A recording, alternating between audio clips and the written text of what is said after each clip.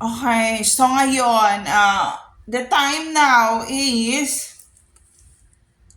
mag-alas 4 na, nilalagnat ako kasi nung pumunta ako ng school, naulanan talaga ako, as in nabasa ako, naulanan ako. And nung pumunta ako ng UP, naulanan ako, and meron akong inedit dito na videos, and sobrang naulanan ako, but it's okay. Ito pa ang problema ko.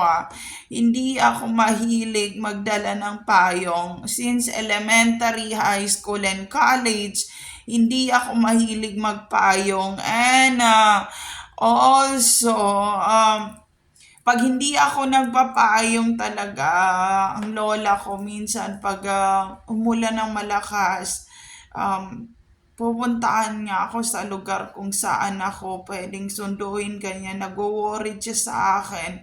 Kasi hindi malakas ang katawan ko. Lagi akong nilalagnat. Kahit ulan lang yan. So, yun ang ano niya sa akin. Tatanungin ng mga kapitbahay, yung mga bata, ganyan-ganyan. Saan na siya, ba't hindi pa nakauwi, and kapag nagpaalam naman ako na maligo sa ulan, sabi niya, wag maligo sa ulan kasi hindi mo kaya. Tapos pag naligo ako sa ulan, lalagnatin na naman ako. So ngayon, nilalagnat na naman ako kasi umuulan, tapos umaraw,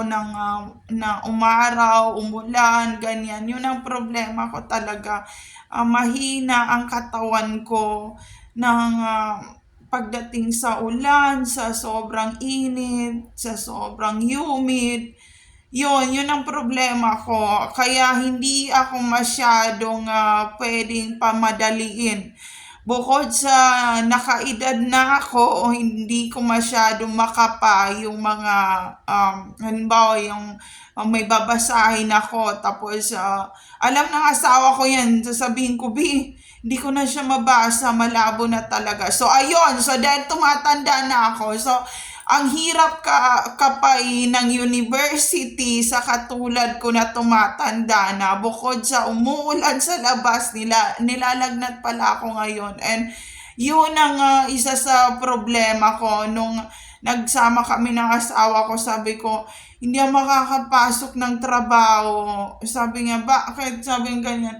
Sabi ko, nilalagnat na naman ako. And then, nag-worry siya. Sabi niya, Bi, hindi ko na alam anong gawin ko sa'yo. And then, nung time na yon, then lumayas ako, di ba, sa mga kung saan ako nagtrabaho, ganyan, ng employer, ganyan. Nilagnat ako ng high fever, ng nagsimula ng madaling araw, hanggang umaga, hanggang kinabukasan. And then, nag-worried siya, sabi niya, tawagan mo lang kaya yung mga kamag-anakan mo sa Mindanao, sa Cotabato City, baka matuluyan ka dito. And then, umiyak siya, sabi niya, Bi, wag mo naman akong takutin kasi, ayun, yun ang problema ko.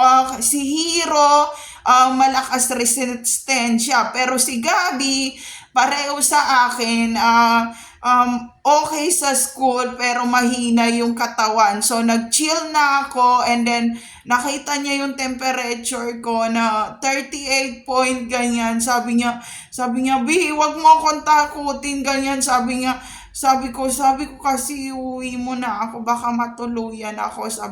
Sinabihan ako asawa ko, sabi niya, Bi, wag mo akong takutin. Sabi niya, tapos sabi niya, hindi ko na kaya, gusto ko ng katukin ng mga kasama dito sa apartment. Yung pa yung time na nakituloy kami sa apartment na wala pa kaming solo na apartment, na wala pa akong anak.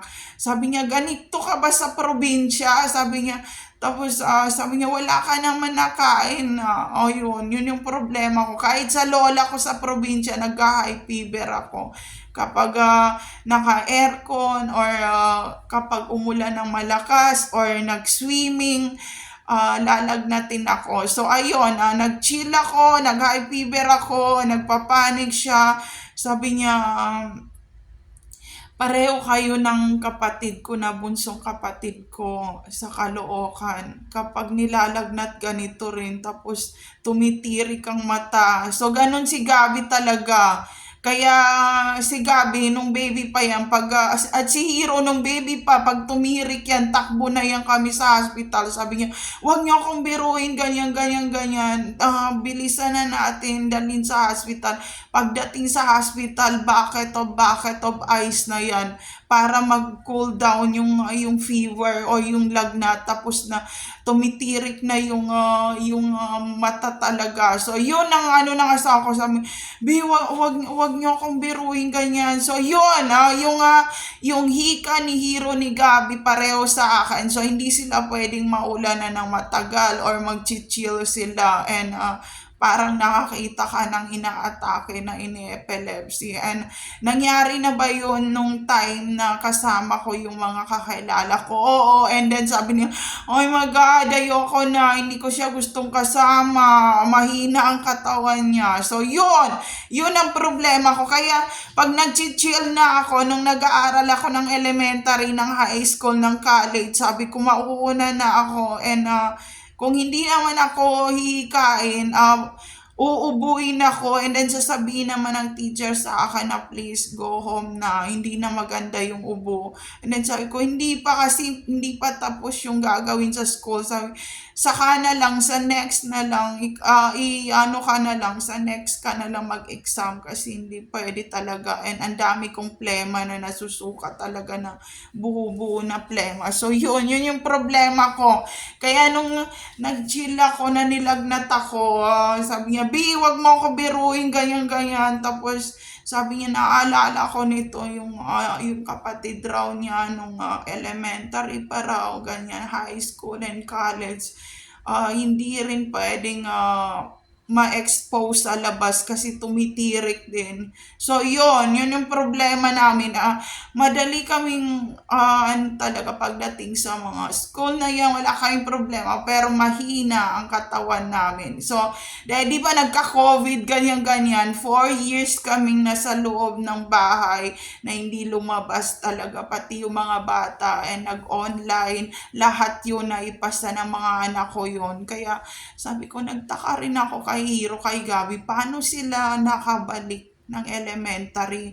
And then yung ibang teacher, sabi niya, puntahan mo na kaya sa principal office kasi hindi ko alam paano nakakuha ng ganong grades yung mga bata. Mabait naman yung dalawang bata, kaya nalungkot sila. Sabi ko, hindi ko rin alam kasi hindi ko na rin kaya turuan talaga. Hindi ko alam anong problema. Then sabi ni Hero ni Gabi, Ma'am, there's no problem. We know the lesson. The teacher always change it every week. And how can you answer that if the lesson is not the same with a week by week? Sabi ng anak ko, sabi ko, ganyan naman ako mag-aral din eh. So, ayun, kaya nilalagnat na naman ako. And then, sabi niya, ayoko ng ganito na, makasama sa buhay. Nakakatakot ka, tumitirat ka pala kapag nilalagnat, ganyan, ay nag-chill. So, ayun, dati na akong nanginginig at nilalagnat kapag umuulan, dahil hindi ako mahilig magdala ng payong. Yun ang problema ko. So, ayun, there's no safe place to all targeted individual out there. Take care always, everyone. So, ayun, nakakadilat pa ba ako? So, so, ayun lang, friends.